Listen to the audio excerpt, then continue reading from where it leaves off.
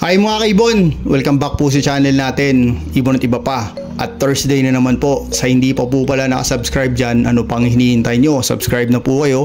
At syempre, pakihit na rin po yung notification bell para updated po kayo sa mga bagong video na ina-upload natin every week mga kaibon. At yung FB page pala natin mga kaibon, unti-unti nang dumadami yung subscribers. At yung sinabi nating nakaraan na may pamimigay tayo, pag na-hit natin yun, nakababa na po at hopefully may pamigay na po natin agad-agad yon. At sa Shopee supporter po pala natin mga kaibon, nagpapasalamat po kami sa inyo mga kaibon sa tiwala nyo, sa patuloy nyong paggamit. At alam ko subok nyo na yung mga patuka natin doon, lalo na yung mga solid supporter natin dyan. Maraming salamat po. At sa mga hindi pa nakasubok, subukan nyo na po mga kaibon. Okay? Ngayong week na to mga kaibon, napakasimple lang po pero napakaganda ng topic natin mga kaibon. Kasi kung makikita nyo sa FB page, nagbabaying sila ng mga ibon. Syempre ang iba baka may alam na, pero sa kalaman ng lahat ibibigay po natin yung buying price nila. Okay? Disclaimer po agad-agad mga kaibon, kasi nga po nasa sa inyo na po yun kung ibibenta yung ibon nyo o hindi. Sa atin po nilalatag lang natin yung buying price nila, kasi syempre yung mga taong to tutubo rin to mga kaibon. Understandable yun mga kaibon. Okay? Pero syempre bago natin i-discuss yung napakagandang topic natin, mag-shoutout muna tayo sa mga solid na sumusuporta sa channel natin.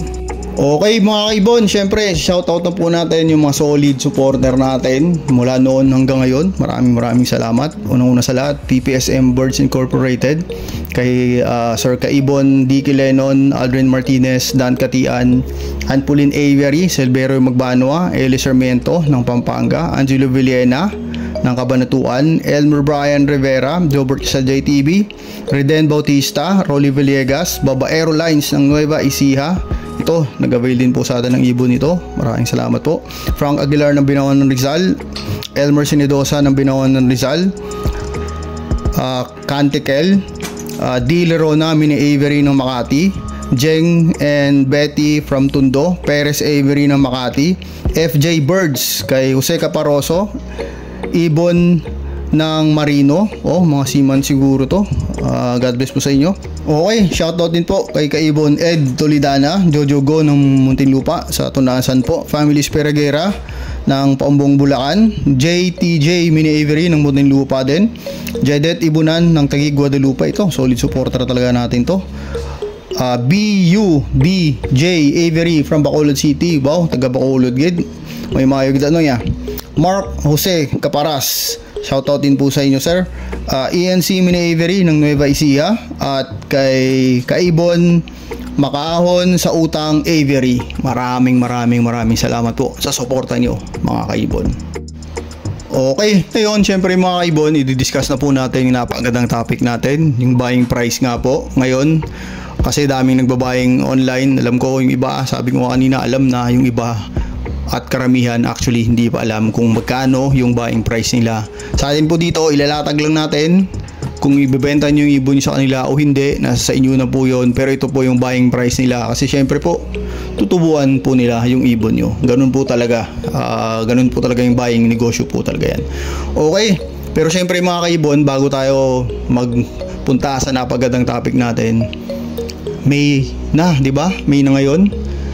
At malapit ng eleksyon mga kaibon. Kaya sana po bago tayo bumoto, pag-isipan po talaga natin mabuti mga kaibon. Kasi kung sino po yung mga taong iluluklok po natin sa pwesto, sana po yung mga taong yun mga kaibon, yung nakakaintindi kung saan nanggagaling yung mga normal na tao, yung normal na mga trabahador mga kaibon. Kasi nga po, kung nabalitaan nyo, di ba, yung tax ipapatasan ni Recto sa lupa yun eh. Alam ko from 6% to 10%. Grabe, dagdag pahirap na naman po sa atin yun. But salamat sa Panginoon kasi binasura agad-agad. Yung mga tipong taong ganun mga kaibon, hindi po kasi nakaranas ng hirap po yung mga kaibon eh. Kaya hindi po nila alam kung paano mamuhay ng normal mga kaibon, o paano mabuhay ng mahirap. Kaya kung gaano nila kabilis pataasan yung mga taxes, kung gaano sila kabilis magpataas ng PhilHealth, SSS, ganun mga kaibon, ganun lang sa kanila kadali. Kasi nga po, hindi nila naranasan maghirap sa buhay nila mga kaibon. Sa totoo lang, hindi po solusyon pataasan pa ang kahit anong tax o kahit anong dagdag bawas sa sweldo ng mga tao. Ang solusyon po dyan, bawasan nyo po ang pagkakurakot nyo. Yun po yung solusyon dyan mga kaibon. Bawasan nyo po ang pagkakurakot nyo kasi po sa Pasig, di ba? 1 billion po ang nasave nila.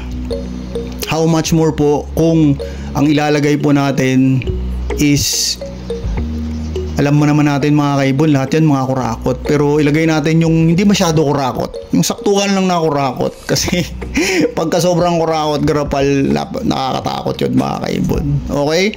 Tsaka minabasa pala tayo mga kaibon, isang panukalang, actually proposal to ng taga Zamboanga del Norte ata to na representative. Napakaganda sana to mga kaibon, pero siyempre yung proposal na to binasura agad. Ang proposal na to mga kaibon is may death penalty po. Death penalty sa mga politikong corrupt na mapagtunayang magnanakaw.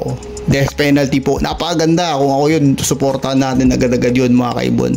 Magkakaroon lang tayo ng problema kasi nga po 99% ata ng politiko natin dito mamamatay, mapaparusahan doon kasi nga 99% kawatan lahat mga kaibon. Okay, kaya po vote wisely po mga kaibon. Pagdasal po muna natin kung sino talaga ilalagay natin sa pwesto para po makatulong sa atin, yung may malasakit talaga sa tao, hindi yung galing na talaga sa mayamang pamilya. Wala pong pakialam sa atin yung mga kaibon, sa totoo lang.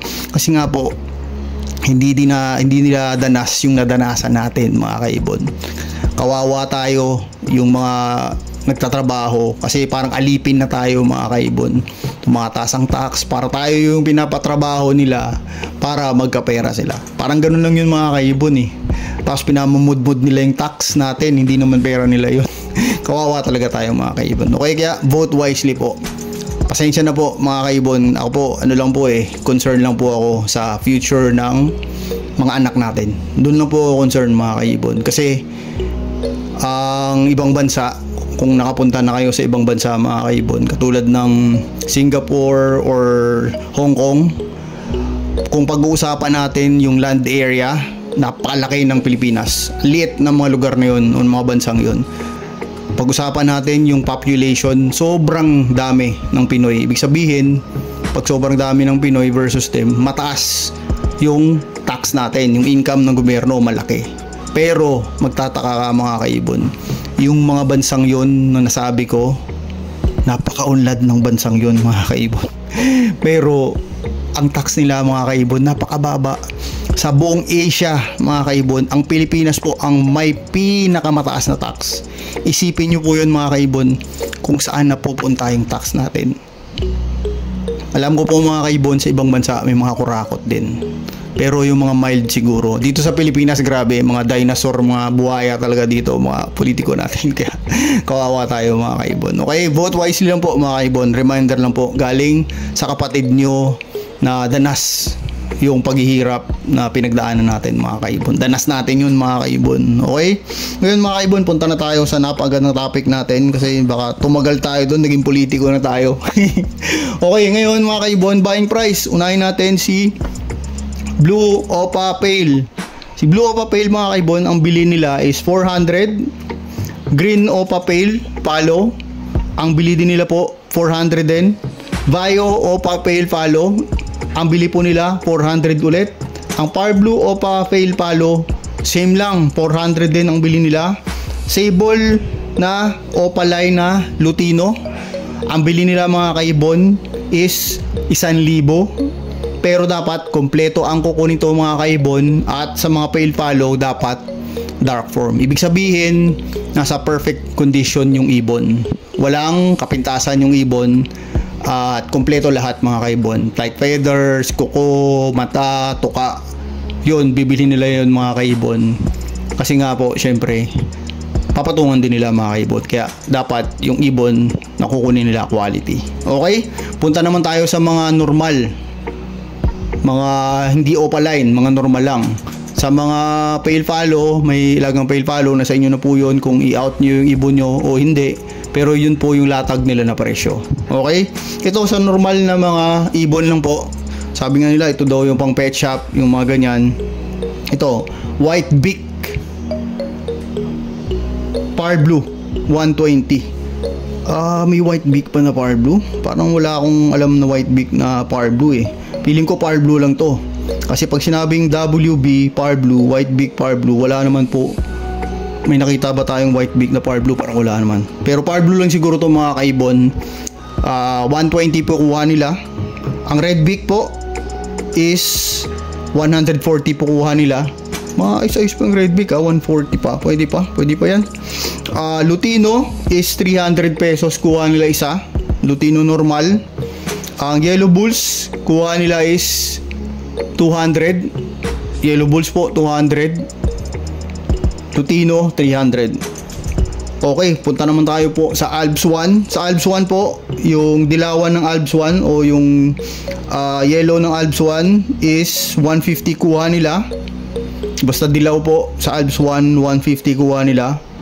Pag sinabi pong budgie naman, yung local budgie lang, hindi ko alam kung ano to yung mga local budgie na kinukuha nila, pero basta budgie po, kunin nila po ng 250 pesos ang isa.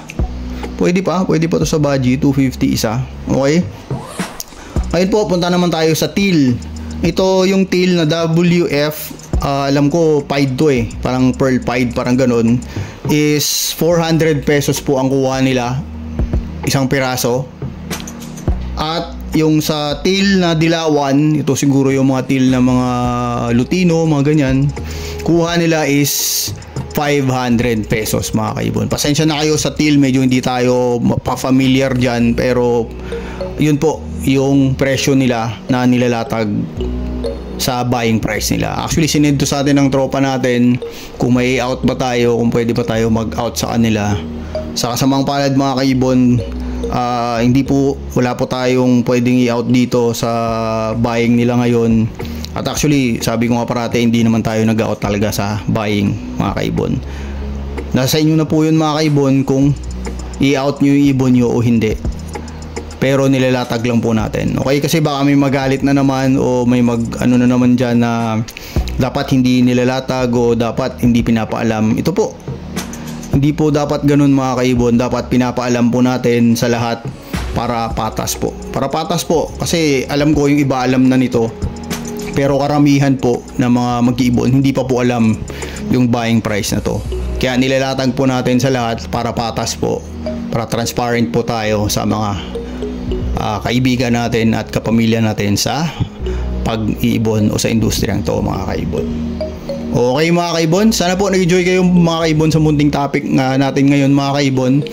Gaya ng sinasabi ko parati, ingat po kayo. God bless po sa pamilya nyo, sa mahal nyo sa buhay. Ibon at iba pa po. See you next time po mga kaibon. Maraming salamat sa suporta nyo. Bye po mga kaibon.